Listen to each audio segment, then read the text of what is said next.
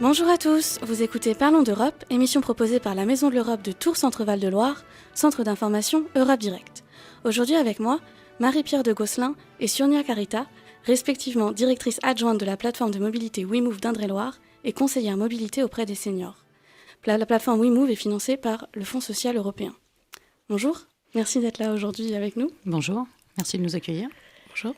Qu'est-ce que WeMove exactement ? Alors WeMove, c'est une association qui accompagne les publics qui ont des difficultés dans leur déplacement vers une mobilité autonome et durable. Il peut s'agir de personnes en parcours d'insertion professionnelle ou de personnes seniors.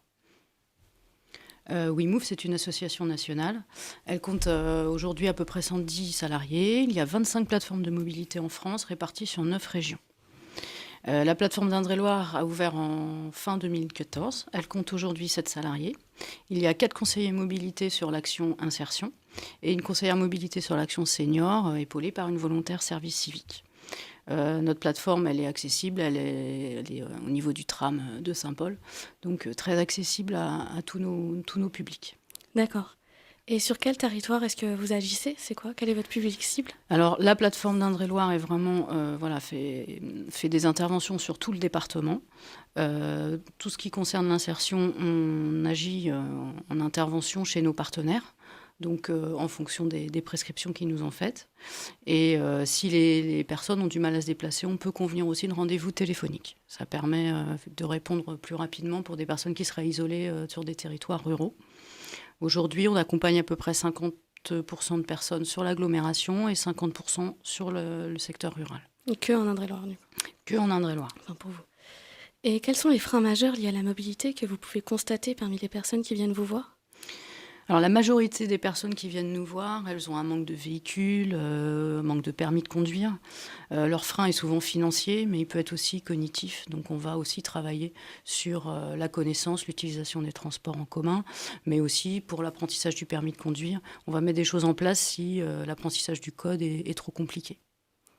Est-ce que vous touchez aussi les personnes qui ont des difficultés à apprendre la langue française ?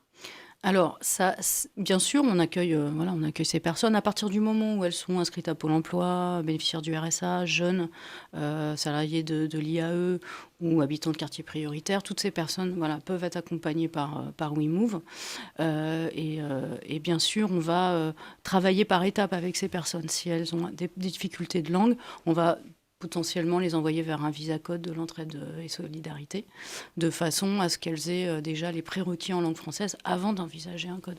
Mais on va travailler aussi sur comment prendre les transports en commun en attendant, parce que le permis de conduire à la voiture, c'est pas la solution miracle aujourd'hui. C'est vrai. Et comment vous agissez concrètement pour aider tous les gens qui viennent vous voir ? Alors déjà, ce sont leurs prescripteurs, donc les conseillers Pôle emploi ou référents RSA, qui détectent qu'il y a un problème de mobilité et qui nous les envoient. Les personnes ne peuvent pas venir directement chez nous, parce qu'elles doivent être accompagnées au niveau socio-professionnel. Ensuite, nous, ce qu'on fait, c'est qu'on leur fait passer un petit test mobilité. Ça permet de savoir ce qu'elles savent faire, ce qu'elles ne savent pas faire, ce qu'elles connaissent ou pas au niveau des transports, et de travailler aussi sur leurs besoins en fonction de leur projet professionnel. Et du coup, on va adapter notre réponse en fonction de leur situation. Donc, il n'y a pas un accompagnement qui ressemble à un autre. On va vraiment prendre tout en compte. Et on va travailler sur leurs habitudes, sur leurs freins. Des fois, c'est la peur de monter dans les transports. Ça peut être ne pas savoir lire un plan. Donc, on va proposer aussi des ateliers, lecture de plans, ou utiliser les outils numériques pour préparer un itinéraire. On va vraiment adapter par rapport à chaque personne nos réponses. Vous les emmenez vers la solution la plus adéquate. Voilà, en fonction de leur situation. On ne pousse personne à aller vers quelque chose qui serait pas accessible ou qui met en stress. Il y a du stress par rapport au transport. Ça peut paraître pour nous inné de monter dans un train, de prendre un billet de train, de préparer. Il y a beaucoup de gens qui ne savent pas utiliser les transports en commun et pour qui juste prendre un ticket et savoir où badger dans le tram ou dans le bus, c'est une interrogation à la base et faut les accompagner. Donc on peut aussi faire des rallyes qu'on fait avec les missions locales pour emmener des jeunes de Loches, d'Amboise, de Chinon, venir prendre le train, venir sur l'agglomération et utiliser les transports en commun et se rendre compte que Tours peut être accessible pour aller travailler. D'accord, merci. On se retrouve après la pause. Merci.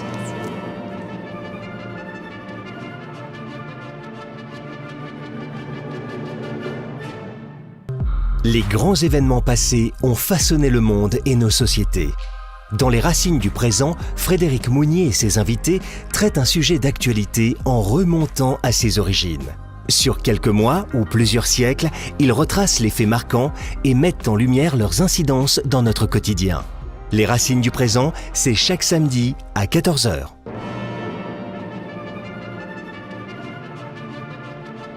Parlons d'Europe sur RCF. Vous écoutez Parlons d'Europe, émission proposée par la Maison de l'Europe de Tours Centre-Val de Loire, centre d'information Europe Direct. Avec moi, Marie-Pierre de Gosselin, directrice adjointe de la plateforme de mobilité WeMove d'Indre-et-Loire, et Sonia Carita, conseillère mobilité auprès des seniors. Avec quels partenaires est-ce que vous travaillez à WeMove ? Alors, on a de multiples partenaires. On a déjà tous nos partenaires prescripteurs, donc ils nous envoient les personnes en difficulté. Ça va être les Pôle emploi, les missions locales, toutes les associations d'insertion. Mais on travaille aussi avec des associations comme Mobilité Emploi 37, qui propose des locations de véhicules à tarif social. Le collectif Cycliste 37, qui a une vélo-école. Et c'est important pour nous. On a beaucoup de femmes, notamment des quartiers prioritaires, qui ne savent pas faire de vélo. Et c'est déjà une étape avant même de se dire qu'on peut prendre une voiture. C'est de savoir se positionner et utiliser un vélo. Donc on travaille beaucoup avec le collectif cycliste, avec Solidar Auto 37 aussi, qui est un garage solidaire qui a ouvert en juin dernier, qui permet de réparer ou d'acheter des véhicules à tarif solidaire. Entraide et solidarité aussi pour la partie Visa Code. Et puis nos partenaires financiers, donc le Fonds social européen qui nous suit depuis 2015, le conseil départemental, la préfecture, Tours Métropole, l'ADEME et Pôle emploi sont nos principaux financeurs. D'accord. Vous développez également un projet pour les seniors. Sonia, c'est quoi la nature de ce projet ? Alors déjà, ce projet est encore en expérimentation sur le département, donc jusqu'en fin 2019. Donc l'objectif de ce projet-là, c'est vraiment de favoriser le maintien de l'autonomie des seniors le plus longtemps possible, tout en contribuant à la lutte contre l'isolement. Donc tout en lien donc, avec la mobilité, donc en utilisant les moyens de déplacement. Donc là, en 2018, on a sensibilisé environ 300 personnes, donc personnes âgées. Du coup. Et toutes les personnes âgées peuvent participer à ce projet ? Alors, ce sont des personnes qui sont âgées de 60 ans et plus, qui sont en situation d'isolement ou en perte d'autonomie. Donc, voilà. Et vous organisez quoi comme type d'activité pour faciliter la mobilité auprès des seniors ? Alors, on a deux types d'approches. On a une première approche qui est individuelle, où là, on va rencontrer la personne qui le souhaite pour réaliser un bilan, faire un diagnostic de la situation. Et donc là, on va pouvoir cerner les problématiques de mobilité de la personne.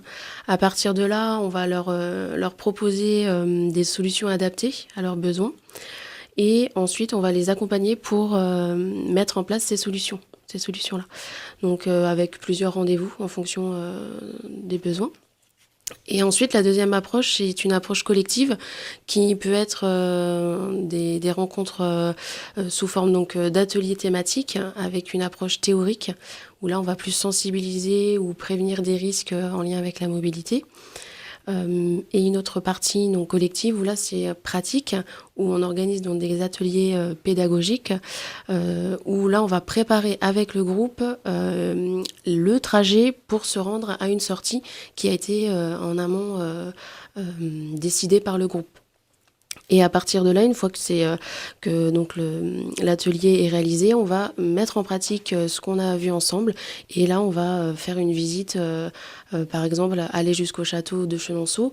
C'est une sortie qu'on a pu déjà réaliser avec un groupe en lien avec le centre social Giraudot. Voilà, on va mettre en pratique ce qu'ils ont appris. Voilà. Donc souvent, du coup, plus avec les transports en commun, donc allier le bus puis le train. Donc voilà. Et comment on fait pour vous contacter et participer à ces ateliers ? Alors vous pouvez me contacter directement, que ce soit sur mon portable ou bien sur le numéro donc d'Indre-et-Loire. On a une boîte mail, indre e-loire@wemove.org, en fait, où vous pouvez faire toutes vos demandes, ou éventuellement téléphoner au 02 47 53 45 21. Mais bon, c'est vrai que toutes les personnes en insertion professionnelle doivent passer par un conseiller socio-professionnel. Par contre, effectivement, pour les seniors peuvent nous contacter directement et voir avec Sonia. Voilà. C'est ça. D'accord, merci d'avoir répondu à mes questions. C'était Parlons d'Europe, émission animée par la Maison de l'Europe de Tours Centre-Val de Loire, centre d'information Europe Direct. Vous pouvez retrouver nos émissions en podcast sur le site de RCF Touraine ou sur notre site internet www.maisoneuropetour.fr. À bientôt. Merci. J'ai même pas parlé.